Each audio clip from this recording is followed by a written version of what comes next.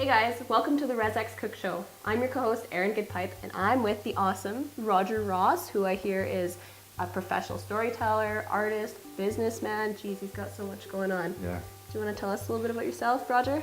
Well, I don't know about professional storyteller. I do know, and I do get asked to tell traditional stories. Okay. Like I have some creation stories and raven stories that have been gifted to me over the years. Wow. And I've been a film producer for 33, 34 years now. Wow.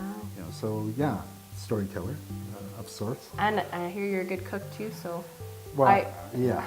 I guess we should, I wanted to know before we start getting this organic Bannock stuff going on here, did you know a little bit about the history of it? 'Cause even You know I what? don't really know. What I know about Bannock is, you know, I've actually been to Scotland and in particular the Orkney Islands.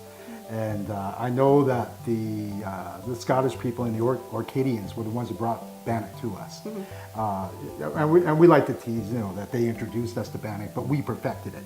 Should we get started? Do you want to show me how? Let's get started.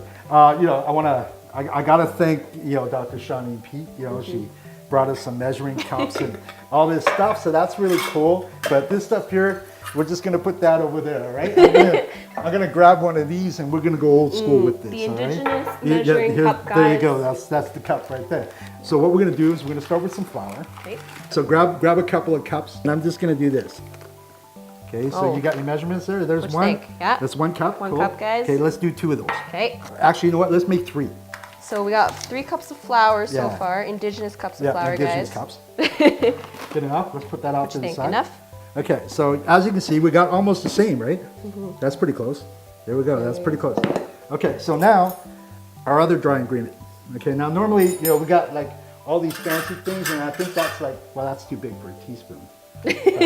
So what we're gonna do, here's an actual spoon, so you can use that. Thank you. Okay, so you do 2 of those. 2 of these, okay? Yeah.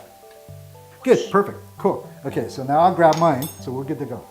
Now, we got this fancy Sea salt. Sea salt. So we're just gonna throw some of that in there. Now that's pretty coarse, you know, right? So what we'll do, is just to make sure that we got it spread out pretty good, we'll just put a little bit of salt in it. You know, you don't have to measure that too much, just enough to taste. Okay. Right? We don't wanna kill anybody. Okay, so you take your fork, and we're just gonna mix all this dry ingredients. Hey. So you can do I that look with crazy. a fork, or you can just do this. Is it? Oh, you know what we forgot? We need some water, so we'll have to get that in a bit, but we'll get there. Alrighty. We need a little bit of oil. Okay. And I use cooking oil. You can use, you know, traditionally most people use lard. Now we're talking about a little more healthier diets. So we're gonna use a little bit of canola oil. Now Okay. let's use your tablespoon. Okay. And you can use like 2 of those. There's 1 and there's 2. Now that's how you do it and this is how I do it. Okay, so now we're just gonna mix that together. Okay. Okay, and you gotta squeeze this so that you Okay. spread the oil around really good. Okay, that's gotta get like all in there. Takes a little longer to do this part. So where did you learn how to make Bannock? You know what? I used to watch my grandma. My mom's family are Métis. Oh. So, you know, Bannock was a big thing for our family. You know, and my grandmas, I called them grandmas, my mom's mom and my mom's grandma. So they used to cook, and you know, when I was a kid, I was always around them and watched them cook. And the other thing I used to like to do, I used to like watch cooking shows. What was your favorite? Well, I didn't really have a favorite, but I liked the Galloping Gourmet. Galloping Yeah, from Gourmet. back in the day. Geez, I wonder what we should call our cooking show. I don't know. I don't know. Walk with Erin. Walk with Erin. Burn stuff down with Erin. What do you guys? Burning with Erin. we got a texture. You can Okay. squeeze it together and then do that. Do that? And see it fall apart. See, there you go. So That's good? actually That's pretty how you good. tell? That's pretty good. Okay. Okay, now we're gonna take a little break here because we got to get some water and we're gonna mix it up. Okay, so I'm gonna fill this up with water. Okay, so we have water. So I'm gonna mix that up a little more. Okay. Sometimes flour gets, you know, caught up in the bottom of the bowl, and Right. you know, so you want to move it around really good, Yeah. just so that it's, you know, the oil's mixed in there really good, the shortening or whatever you're gonna use. Then you've got a really nice consistency. So is there a difference between making oven Bannock versus fried Bannock? When it comes to Bannock and fried Bannock, no, there isn't. Once you have the dough, then you can, you know, just section it off, make little patties, and then put little slices in it, and then you put that in the hot oil. right? And then it'll just pop up, you flip it over. With baked bannock, it's a little more healthy for you because you're not cooking it in oil. Right. It's not So, for me, I've always liked baked bannock. I like fried bannock too. So what we're gonna do is we're gonna make a little hole, kind of a little catch hole, right? So you can blow all the flour off to the side. So you got a little holding area for the water. Yeah. So now we're gonna put some water in there, and I'm just gonna fill it to about like that much. Okay, so that's like a cup of water. So you take your fork and you just kind of ease it in there, right? So you mix it around, and you'll start to get the consistency you're looking for. So you just kind of keep adding a little more, and then mix it. So you're gonna start to see it's gonna get thick, right? It's gonna go from really, really, kind of runny, then it's gonna turn into, pancake dough, and then it's gonna get even heavier than that. As you do it gradually, you'll get the consistency where it starts to almost string up, right? Right, yeah. So once you get to that point, then you get your hands dirty. And then you just start kneading the flour in from the edges. All right. Okay? And you just work it in there like that.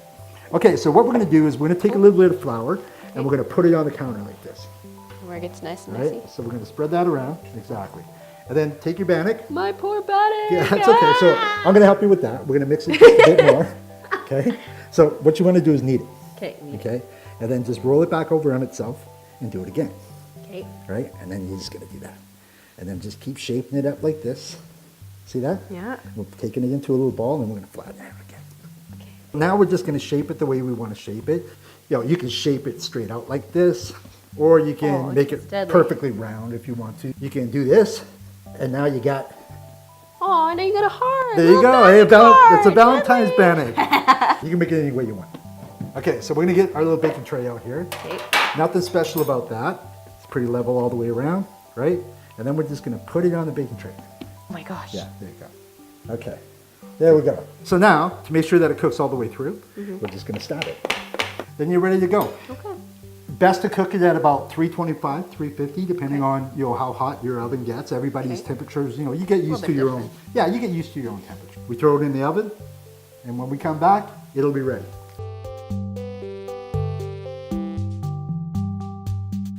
Well, here's to not burning down Shaunene's place. Woohoo!